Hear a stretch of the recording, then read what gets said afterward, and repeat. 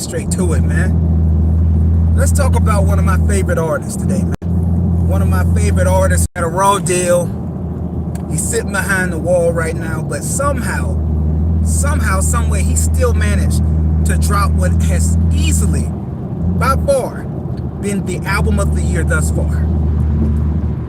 Yes, that's right. I'm talking about Tory Lanez.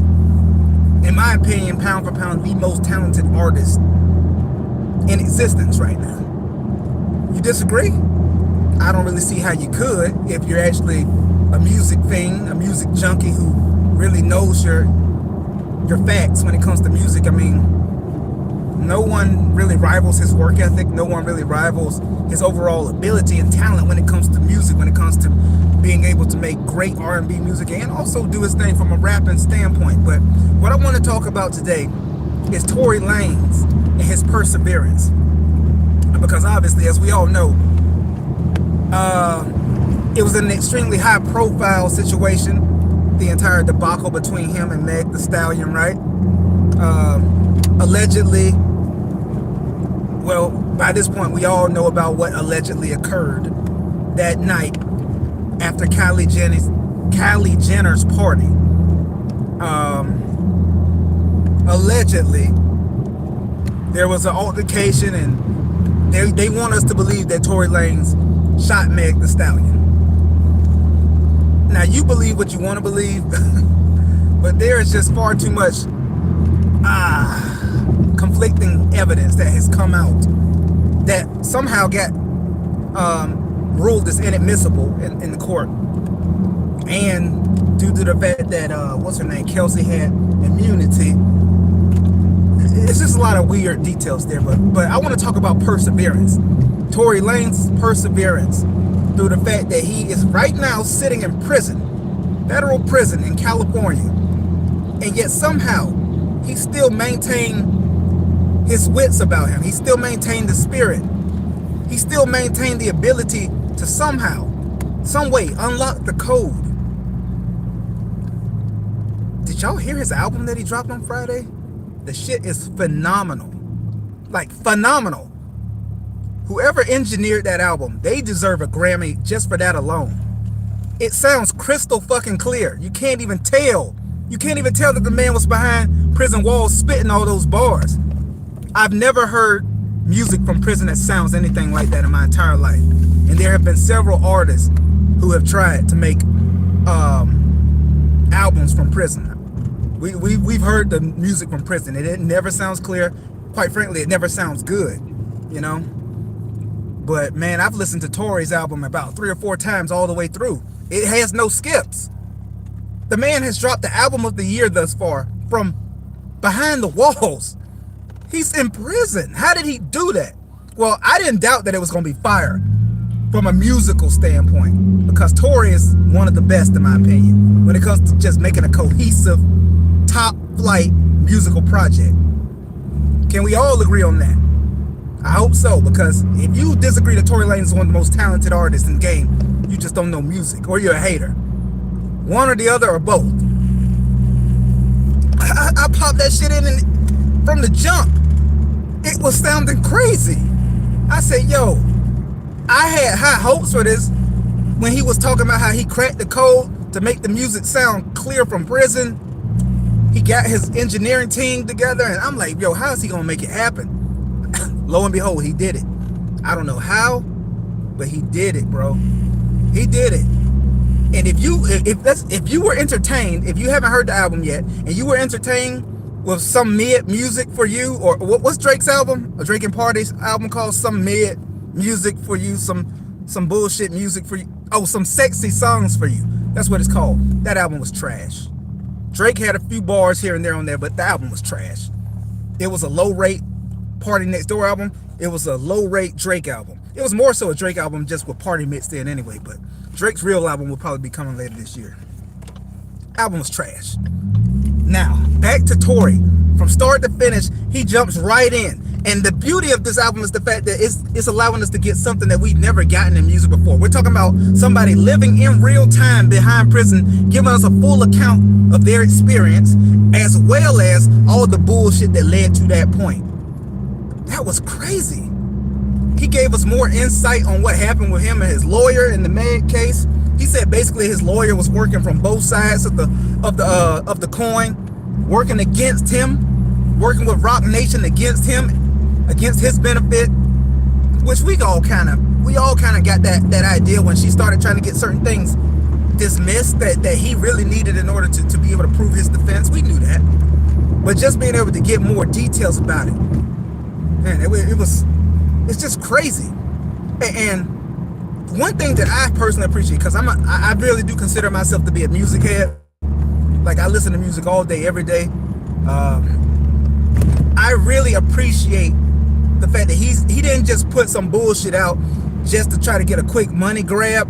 And mind you, this is a completely independent project. It's under One Umbrella Records. This is all him, by distribution through no one else. Not through Universal, not through Interscope, not through anyone. It is through One Umbrella Records, which is extremely important because that means all the proceeds go to him.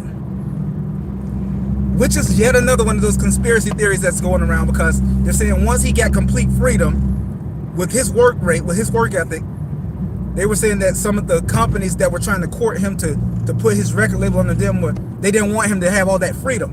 And that's one thing you notice throughout the entire industry, whether it be music, whether it be film. The more free you try to get, especially as a black man, the more free you try to get, the farther away you try to get from the machine, all of a sudden all kinds of bullshit starts coming out of the woodworks.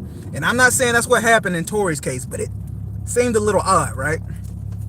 Now, don't get me wrong. He did put himself in a bad situation with what was going on that night at Kylie Jenner's party. I get that. But when you just a young nigga out here living life, you don't even think about repercussions. And he's younger than me. So I get it. He had to learn the hard way, unfortunately. But I just want to get back to how much perseverance it takes to be someone in Tory Lanez's position. Getting sent to prison for something that, me personally, I don't believe he did. And there are many of us who don't believe that he shot Meg. I just don't believe it. It just does not add up. It just does not add up. The details don't add up. It seemed like some vindictive shit. Meg found out that he was popping her best friend too. They get into it. Things happen. You know? Anyways, this man gets sent to prison for something that he most likely didn't do. That would easily break the spirits of most people. But he has maintained the mental toughness to not only hold his head in prison and do his time. You know, he continued to try to make appeals, but you know, judges don't be trying to give a nigga an appeal. So he's doing his time, and while he's doing his time, somehow he still manages to make an incredible body of work. An incredible body of work that is actually still top quality from a sonic perspective, the way it sounds. The sequencing is top notch. The order of the tracks, top notch. This might be his very best work to date, and he has some great albums. So just think about what it takes to persevere through all the bullshit that he's dealing with and still put out amazing music. It's mind-blowing. But me as a music fan, as a fan of the art, I appreciate it. And I can't do anything but salute that young man for the fact that he was able to even pull it through and do this. You know? It's kind of crazy. What the hell? Oh, I appreciate that. You know, I told y'all I'd be in the gym. Of course I'm jacked. I'd be in the gym 5-6 days a week. Of course. Better act like you know. Anyways, I just wanted to talk about that perseverance, because think about how our lives are, guys. Think about the things that we complain about on a daily basis. Simple shit. We don't have anywhere near the unenviable odds stacked against us that Tory has stacked against him right now. And yet we make things so difficult. We complain about the simple shit, when in actuality there's nothing to complain about. You just had to get up, pick yourself up, get your mind right, and just keep pushing forward. That's life. That's life. Regardless what happens to you, that's fucking life. Everything that happens in life is not your fault, but it's certainly your problem. Let me repeat that. Every single thing that happens in life to you, it may not be your fault, but it is absolutely your problem. It's your problem to deal with. It is your problem to resolve. It is your problem to find a resolution to. That never changes. That never changes. Having mental toughness to deal with anything that comes your way in life is an extremely valuable skill. And I can't applaud Tory Lanez enough for the fact that he has I think by all means we can all agree that he's gotten a bad hand here. He has gotten a terrible hand. Snake eyes on the roll of the dice. You know? Gotten the worst hand you could possibly get. A big L. And yet he's standing tall, working his way through it, and still putting out incredible music. Yeah, I can't do anything but salute that, man. So salute to Tory. You know, all I can say is hold your head, bruh. Keep doing your thing. I'm sure you'll be out in a minute. And that's pretty much all I wanted to say in this message, guys. Just remember, it's never as bad as you think it is. You just had to take shit day by day and work your way through the bullshit, regardless what happens to you. Alright? That's all I got for this video, y'all. Y'all be safe. Y'all have a good one. It's your man, Thatcher Great. I'll holla. Peace.